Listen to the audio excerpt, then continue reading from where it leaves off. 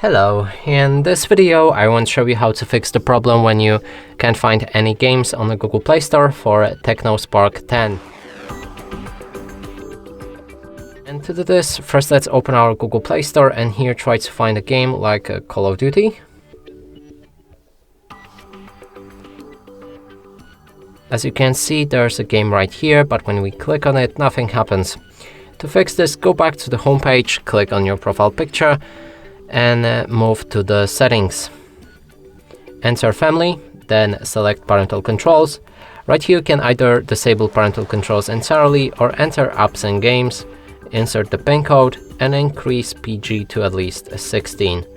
Make sure to save the settings afterwards, and now when we go back and look for the games again, it's right here and we can install it.